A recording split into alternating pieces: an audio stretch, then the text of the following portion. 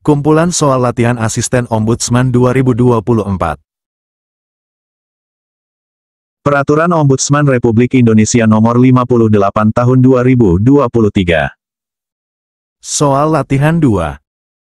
1.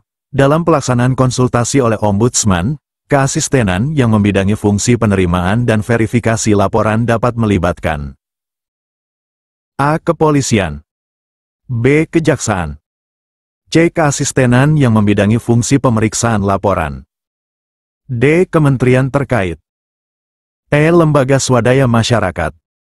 Kunci jawaban yang paling tepat dari soal di atas adalah C.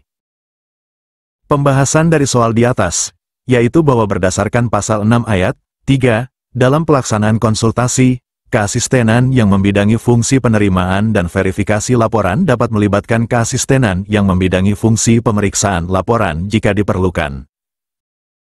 2.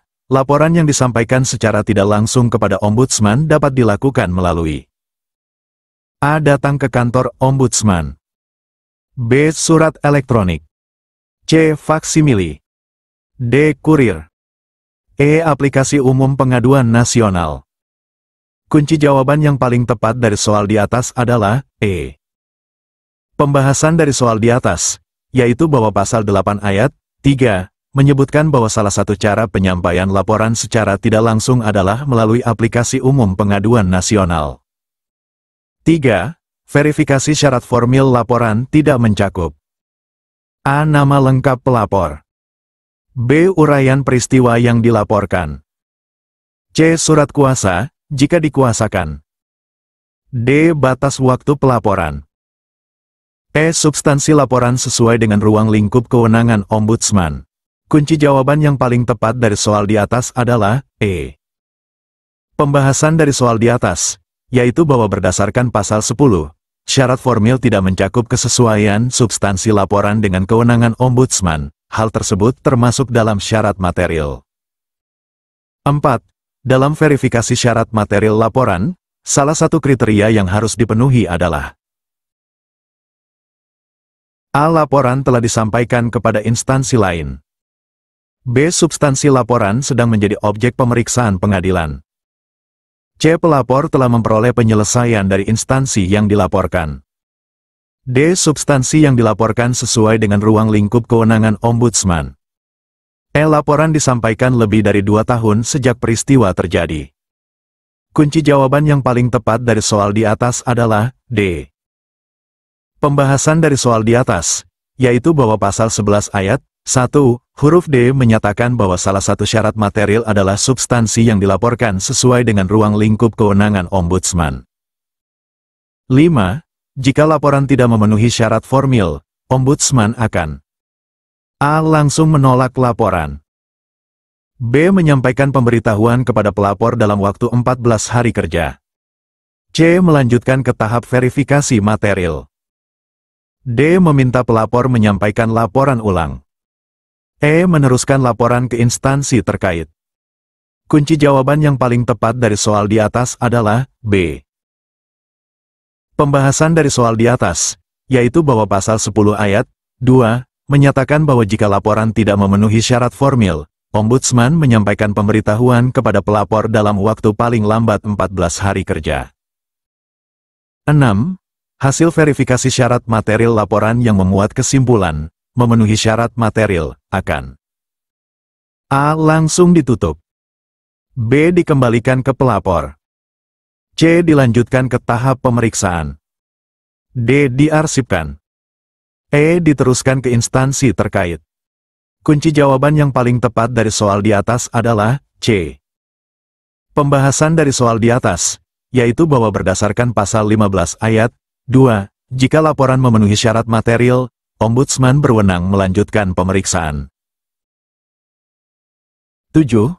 Asisten Ombudsman yang ditugaskan melakukan verifikasi laporan menemukan bahwa substansi laporan sedang dalam proses penyelesaian oleh instansi yang dilaporkan. Tindakan yang tepat adalah A. Langsung menolak laporan, B. Melanjutkan proses verifikasi tanpa mempertimbangkan hal tersebut, C. Menilai apakah proses penyelesaiannya masih dalam tenggang waktu yang patut.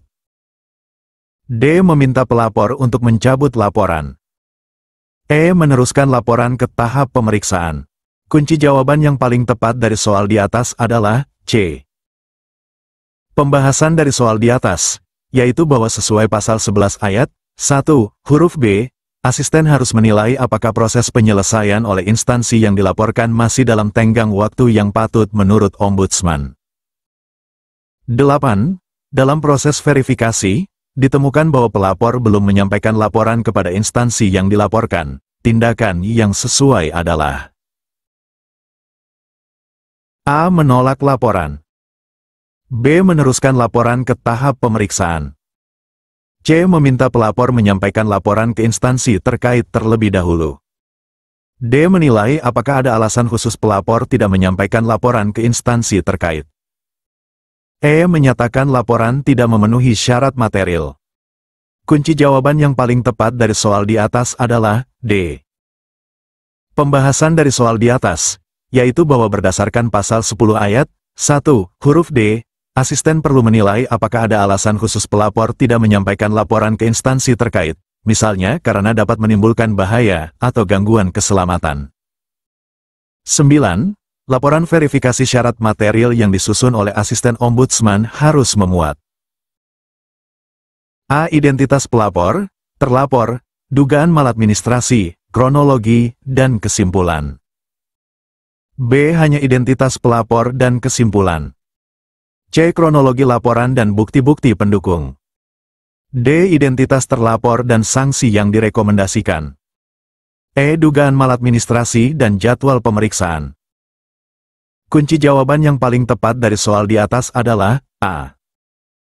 Pembahasan dari soal di atas, yaitu bahwa pasal 11 ayat 3, menyebutkan bahwa laporan verifikasi syarat material memuat identitas pelapor, terlapor, dugaan maladministrasi, kronologi laporan, dan kesimpulan.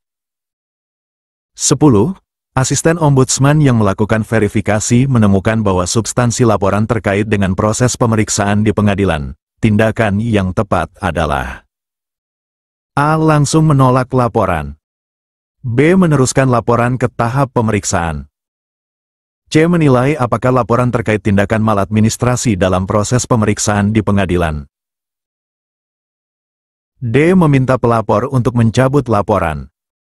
E. Menyatakan laporan tidak memenuhi syarat material. Kunci jawaban yang paling tepat dari soal di atas adalah C. Pembahasan dari soal di atas, yaitu bahwa sesuai pasal 11 ayat 1, huruf A, asisten perlu menilai apakah laporan terkait tindakan maladministrasi dalam proses pemeriksaan di pengadilan, karena hal tersebut masih dalam kewenangan ombudsman. 11. Dalam proses verifikasi, asisten ombudsman menemukan bahwa peristiwa yang dilaporkan terjadi 3 tahun yang lalu. Tindakan yang sesuai adalah A. Langsung meneruskan laporan ke tahap pemeriksaan. B. Menyatakan laporan tidak memenuhi syarat formil. C. Meminta pelapor untuk menyampaikan laporan ulang. D. Menilai apakah ada alasan khusus keterlambatan pelaporan. E. Menyatakan laporan memenuhi syarat material. Kunci jawaban yang paling tepat dari soal di atas adalah B. Pembahasan dari soal di atas, yaitu bahwa berdasarkan pasal 10 ayat 1, huruf F, salah satu syarat formil adalah peristiwa yang dilaporkan belum lewat 2 tahun sejak kejadian. Karena telah melewati 2 tahun, laporan tidak memenuhi syarat formil. 12. Setelah verifikasi selesai, asisten ombudsman menyimpulkan bahwa laporan memenuhi syarat formil dan material. Langkah selanjutnya adalah A. Langsung melakukan pemeriksaan substantif. B. Meminta persetujuan Ketua Ombudsman. C. Menyampaikan hasil verifikasi dalam rapat keasistenan atau rapat perwakilan. D. Mengembalikan laporan ke pelapor. E. Melakukan publikasi laporan. Kunci jawaban yang paling tepat dari soal di atas adalah C. Pembahasan dari soal di atas, yaitu bahwa sesuai pasal 15 ayat 1, hasil verifikasi syarat material disampaikan dan dibahas dalam rapat keasistenan yang membidangi fungsi penerimaan dan verifikasi laporan atau rapat perwakilan untuk disetujui tindak lanjutnya. Audio Jungle.